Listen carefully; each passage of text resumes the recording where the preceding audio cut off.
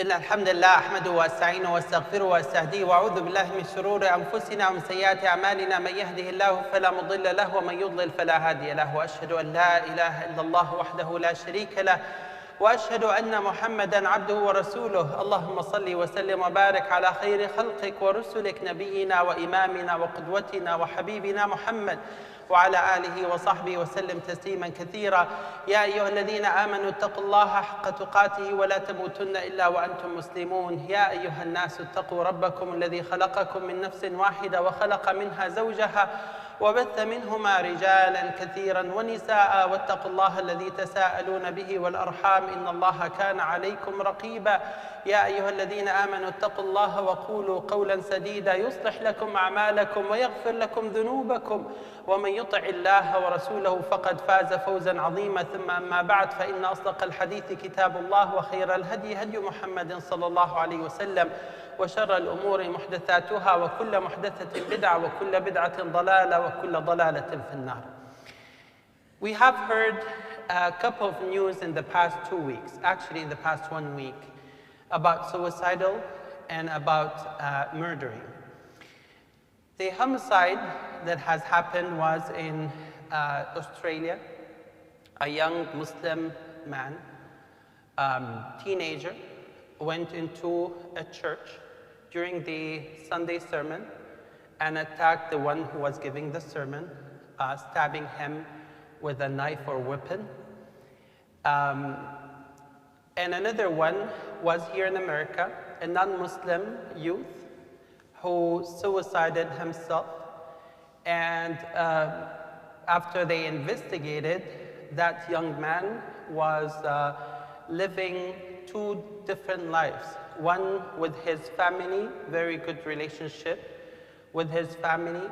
He was very successful at study, and he was in good relation with a female friend that they were about to get engaged. But on his other side, a life that no one knew about, he was going through a deep depression, and until he suicided himself, surprisingly. And that actually reminds us with a couple of other incidents that we've been hearing in the past 1 year, if not like 2 or 3 years, where the number of homicide and suicide incidents have been increasingly growing and unexpectedly going very high. The recent statistics says that only the suicides here in America, in the United States of America, in the past 1 year has approached 50,000.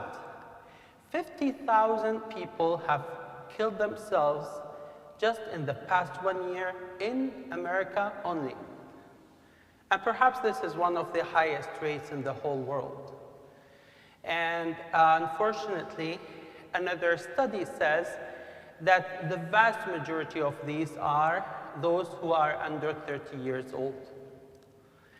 Now, the amazing and the very astonishing, I would say, news is that the rate of those who were Muslims from the ones who commit suicide was higher than others.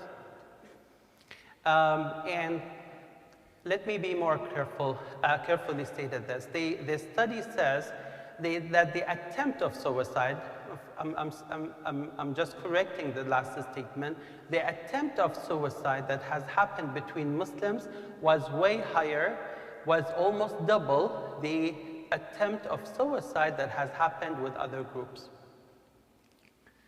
And they relate that to many different reasons. Now, I hope that inshallah in this khutbah, we can at least address on a very, very high level where we are going, what we need to know, and what we should do, inshallah. So dear brothers and sisters, suiciding, which means that someone is killing themselves, and homiciding, which means that someone is killing others. We already talked about genocide, which is happening now in Gaza, so no need for addressing that today, inshallah. But those two are relating to maybe different reasons, and some of the reasons are overlapping. So maybe we can talk about the homicide first. We have seen this young man who attacked Salman Rushdie about a year ago.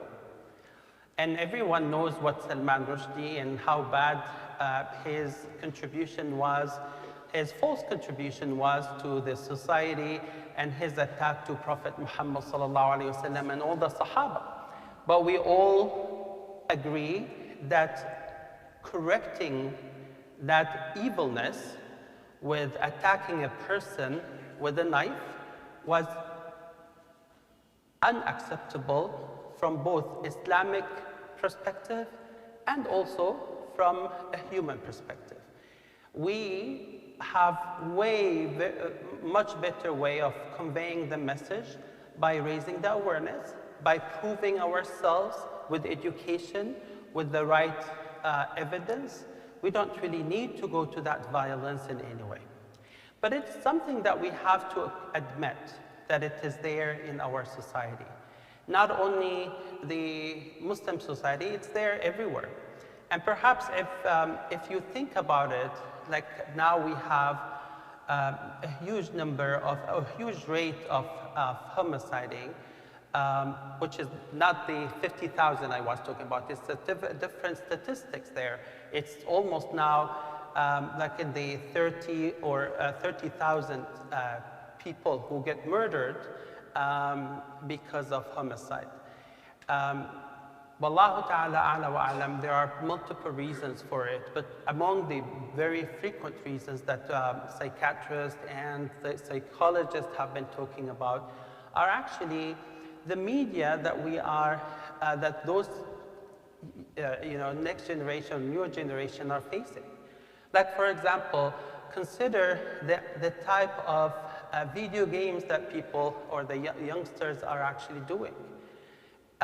Most of them, perhaps if not all the most popular ones, engage into fight. And the more you kill, the more winner you are. The number of people that you kill in your video games determine who the winner is.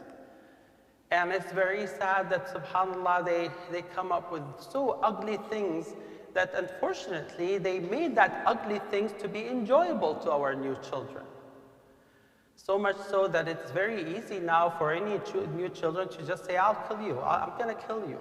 That's an easy word to say, because they are doing that day and night with their video games. But video games is not the only one thing.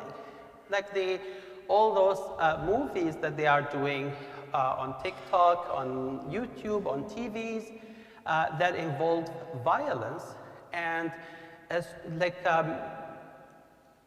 I would say, is terminating this idea of killing and murdering to be as if something very acceptable. It's there. It's something that our kids are seeing day and night, if not we ourselves, the elders. But in addition to all of this, we also see the new challenges that are happening on the social media. Like who can do this and can challenge. And we know how many people are losing their lives. Whether it is to do something like a suicide or to do something as a homicide. And we see a trend of moving very fast on those areas or those venues. Now, in addition to all of this, it's very, very crucial the type of conflict and how unwisely we are solving those conflicts within our society here in America and also worldwide. Like, we're talking every time about this international conflict that we see in the Middle East and in other places, and how that has actually taken people to fight each another, and all this mass killing that is happening. But even here in America, like we have those conflicts sometimes between ideologies, sometimes between ethnic backgrounds, sometimes it's between religious orientation or religious beliefs. And unfortunately, the amount of tolerance has gone very low, and the amount of violence has gone very high. And the more conflict we see, with less patience that we have, it's just getting us into a very bad situation with mass killing and attempt of murdering and attempt of suicide. That's very alerting, brothers and sisters, especially that this is even becoming more of a trend on a political position. Like, who do you vote for? Like, who do you want as a president of this country? This is getting us into a situation where people are fighting just because of the conflict, let alone when something real happens in the future, la samahallah.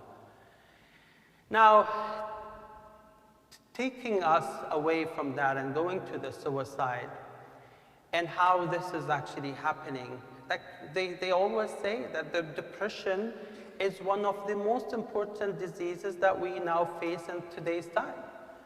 Anxiety and depression in particular.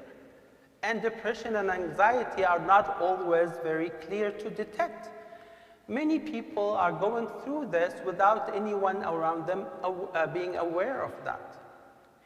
I did say that research have said that, suiciding attempts between Muslims is at a higher rate than in other groups. And they attribute that to two reasons. One of them is the religious discrimination that many Muslims believe, and they actually, in reality, they are facing religious discrimination wherever they go. Bullying at schools, cursing when they walk in the mall, people mocking at them. At work, they may not get the position. They might be fired because of some behavior, maybe salah, maybe hijab, maybe one of those things. And that's true. It's there. CARE has got endless cases that they are working on because of religious discrimination. And those are only the cases that went to CARE. There are many cases that people haven't even raised up yet. But in addition to that, there is another problem, which is called the community stigma. Community stigma is where many Muslims, unfortunately, especially those who came from outside America, believe that if someone is being attributed with a mental sickness, it's like a shame. So the fact that they feel it's shameful if I have to go to a psychiatrist, then I will not go in the first place. It means that people are not getting treatment at the time when they need it. And unfortunately, those mental issues usually accumulate over time until they become irreversible, meaning that no one can help afterwards. Of course, everything is in the hands of Allah subhanahu wa ta'ala, but the fact of the matter here is that we're dealing with things that are very, very sensitive, and people, la samahallah, may go from a bad situation into much more worse situation just because they haven't taken the right measures for it. And the thing that we are seeing now is, like that last year we had those two youngsters, Farhan and Tanweer in Texas. One 19 years old and another one 21 years old. They lived a very comfortable life. They came with above average family, financially speaking, educated family, mashallah, Muslim family. They were going to the masjid. For some reason, they were engaged on those social medias. No one knew what they were learning from it. And they got themselves into, some anxiety and some depression. At one point in time, they decided to take their souls away. But the sad news here is that they thought if they kill themselves, then their family will feel sad about it. So they decided to even take the lives of their families first, and then they suicide themselves. They went to their home, they killed the grandfather and mother, they killed their father and mother, and then they killed themselves. Like a whole family was wiped out because of some mental issues, some depression that no one was aware of. Like those two kids were seen by not only their community members, but by their own family as happy kids, as kids who were just normal, good at their study. They are social people. They were not like isolated ones. Perhaps in the very last few, perhaps weeks or months, they isolated themselves, but that did not alert the parents enough that something wrong is going to happen. So dear brothers and sisters, we're seeing this, and we see this man, or the young man who killed, or who tried to kill that person, or the priest who was giving a sermon in Australia. And we kind of ask ourselves, like, why would someone think that changing something bad should require, or should require some weapon or killing or murdering to happen? Like, why can't people think about the change in terms of a more constructive way, where we build awareness, where we build a great communication skills, and we provide our evidences and our arguments in a way that people can change their minds. Like, subhanAllah, it's very alerting that a quick change to something that you dislike is what is trending now. And again, what you see in the social media, what you see in the video games, the social media celebrities, what they are promoting is like, you own the world. You can change it like a magic. And unfortunately, killing and murdering is one of them. Either kill others that you don't like, or kill yourself if you just don't like the life you have. Dear brothers and sisters, this is part of the problem, describing what we have now, and inshallah we'll talk about part of what we can do about it, inshallah. أقول قولي هذا وأستغفر الله لي ولكم استغفروه وتوبوا إليه إنه غفور رحيم.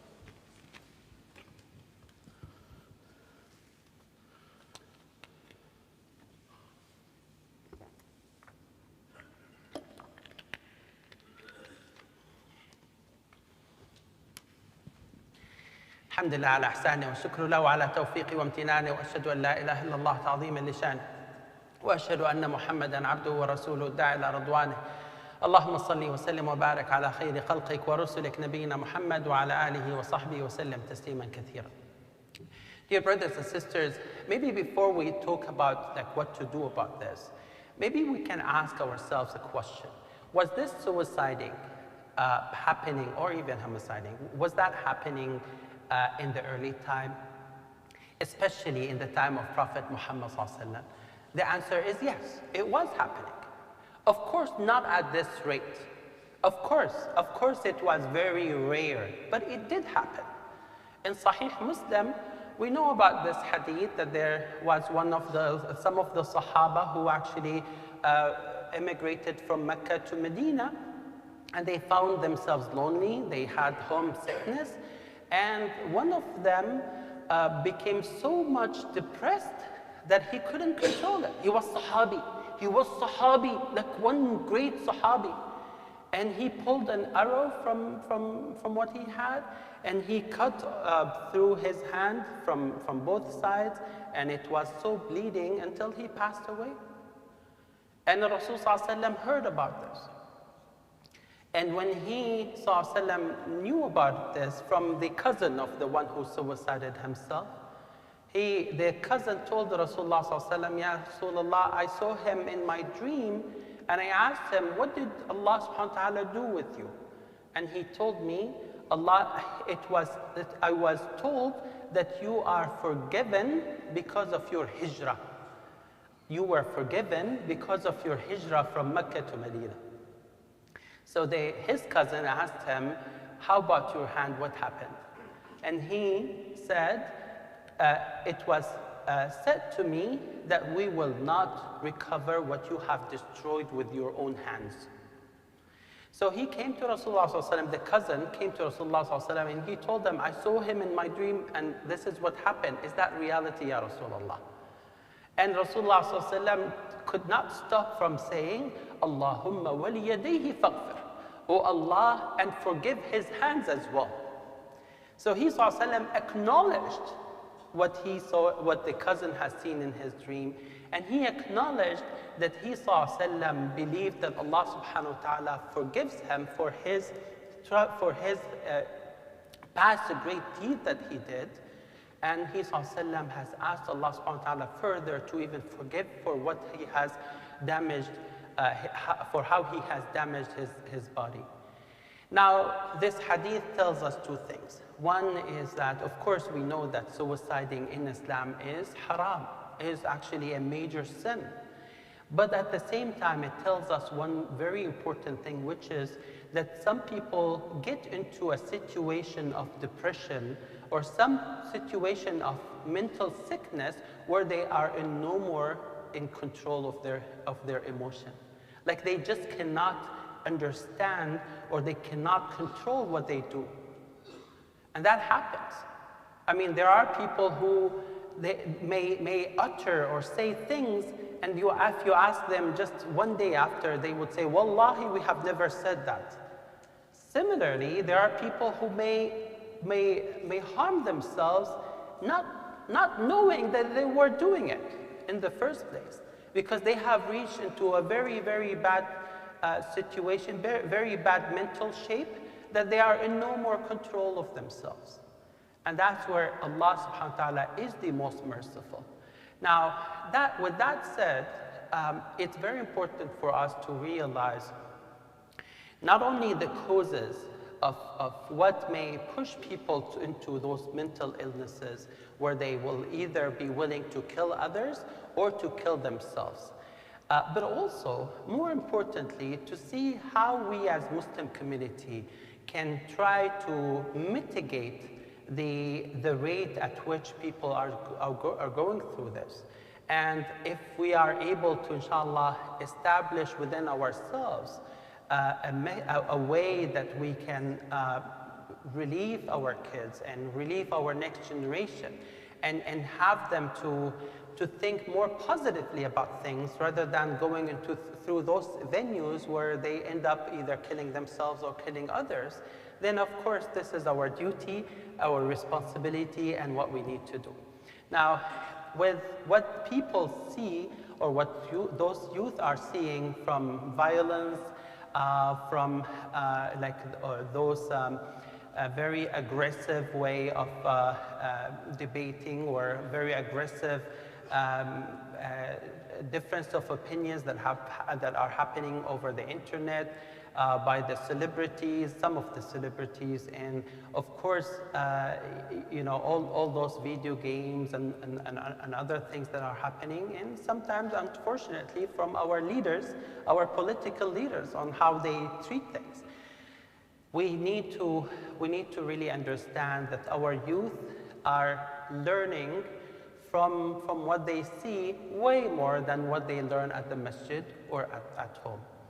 And wallahi, subhanAllah, it's very important. I mean, just like how we said in the last khutbah, last Friday, that if we ever think that we are the true parents, we are mistaken.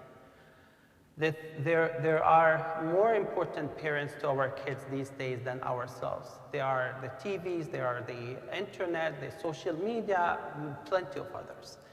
And they are the ones who are actually consuming our children's minds and thinking way more than what we can do. And that actually tells us that how important it is to open a great channel of discussion, of understanding, of mutual respect with our children, and be as close to them as possible, that we are able to learn about their life and what the challenges that they are facing. Dear brothers and sisters, it's not enough to tell your child you must pray 5 times a day. That's not enough at all. I mean, your child might listen to you and might do it, but in the back of their minds, they are thinking about way worse things than just delaying a prayer, than just losing a prayer. How many of us have realized that at one day of time, of their children's life, that their children will come all of a sudden and say, Dad, I no more like to stay with you, I'm going to live by myself. Wallahi, many parents have told me that not only their boys are doing this, but even their girls. Like girls, 18 years old, 20 years old, decided at one day that they will face their parents and say, Mom, Dad, goodbye, I'm leaving. And they will go live with their friends or live alone. Wallahi, last year, one of our most beloved brothers in a Muslim community, not here, somewhere else, he lost his daughter. But when we asked about this, his daughter decided that she will live by herself. She was at her apartment by herself, and she passed away. Her father went to visit her, only to find no one is answering. After a couple of days, he called the police. The police investigated. They found her dead on her bed. And that's not just one story. That's not just one incident. Dear brothers and sisters, we're talking about great families. We're talking about religious practicing families. We're not talking about just anyone. This is something that we have to face. We have to understand that the superficial relationship that we have with our children is in no way enough. The type of command, like the command and control relationship that we have with children, you must do this, you must do that, this is haram, this is not okay, that doesn't work. That does not create leaders of this ummah. In fact, in most situations, those kids will be facing a lot of other issues that they need to struggle with. When we are not able to observe that, when we are not able to correct that or work with them around that, and unfortunately, we just end up having people who are either losing themselves or go into violence, or la samahallah, even go astray and revoke every relationship that they have with the masjid and with Allah subhanahu wa ta'ala. Dear brothers and sisters, Rasul sallallahu alaihi wasallam gave us one of the most perfect examples, actually the most perfect example of how he dealt with his children. And I want to say and conclude, but I want to say that this whole topic is not something we can cover in one Jummah. This is not even something we can cover in a month or 2 months. This is going to be an ongoing discussion, inshallah, and it requires all of us working together, inshallah. It requires even having people who are subject matter expert to come and address us, inshallah, with good tips and good and best practices of how we can go around it, inshallah. But more importantly, it's for us to realize that this is a problem and it requires our most sincere attention and most sincere, inshallah, a plan to work. Rasul sallallahu alaihi wasallam, and I will conclude with this, had his best relationship with his children. And I just want to mention one example. You know, Fatima radiallahu ta'ala anha wa ardaha, she saw her dad, sallallahu alaihi wasallam, on his deathbed. So she was the closest one to him. So she approached him. He, sallallahu alaihi wasallam, gave her, talked to her privately, so she cried. Aisha was in the room but could not hear what has been said. And then she left him. And then she came back to him, sallallahu alaihi wasallam, and he talked to him privately, and she laughed. And then Allah subhanahu wa ta'ala took his soul. After that, Aisha radiallahu anha has asked Fatima, I ask you by Allah, what did he tell you? What did he tell you the first time and that you cried, and then the second time that you laughed? And she said, now that you have asked me by Allah subhanahu wa ta'ala, when he first talked to me, he told me that I'm anticipating that this is the last day of mine. So I cried. When he talked to me the other time, which was a little bit after that, he told me, Ya Fatima, be aware that you will be the first of my family to follow me. And indeed, she has lived only 6 months after his death that she died, radiallahu anha wa ardaha. And she laughed because he said, you will not only follow me in your death of this dunya, but you will follow me in Jannah. That relationship is the relationship we need to have with our children. A relationship in this dunya and in the hereafter. Not a relationship of command and control. Not a relationship of yelling at them and go do this and don't do that. Not a relationship to just go after tiny little thing and forget the most important things in their lives. Dear brothers and sisters, I promise, inshallah, that we want to address these topics because we see the trend, unfortunately. We see where things are moving. And may Allah subhanahu wa ta'ala protect all of us. May Allah subhanahu wa ta'ala make us among those who hear the speech and follow the best out of it. اللهم يا رحمن يا رحيم يا قيوم السماوات والأرضين نسألك بأسمائك الحسنى وصفاتك العلى أن توفقنا لكل خير. اللهم اهدنا إلى ما تحب وترضى. اللهم احفظنا واحفظ أولادنا واحفظ ذرياتنا من كل سوء. اللهم يا ربنا اجمع على الحق كلمتنا. اللهم يا ربنا اهدنا لما اختلف فيه من الحق بإذنك إنك تهدي من تشاء إلى صراط مستقيم. اللهم يا رحمن يا رحيم يا قيوم السماوات والأرضين ثبتنا بالقول الثابت في الحياة الدنيا وفي الآخرة. إلهنا إذا أردت بعبادك فتنة فاقبضنا إليك غير مفتونين. عباد الله إن الله يأمر بالعدل والإحسان وإيتاء ذي القربى وينهى عن الفحشاء والمنكر والبغي يعظكم لعلكم تذكرون. فاذكروا الله العظيم الجليل يذكركم واشكروه على نعمه يزدكم ولذكر الله أكبر والله يعلم ما تصنعون. وأقم الصلاة. الله أكبر الله أكبر. أشهد أن لا إله إلا الله. أشهد أن محمدا رسول الله. حي على الصلاة حي على الفلاح. قد قامت الصلاة قد قامت الصلاة. الله أكبر الله أكبر. لا إله إلا الله. استووا اعتدلوا straighten your lines shoulders shoulders.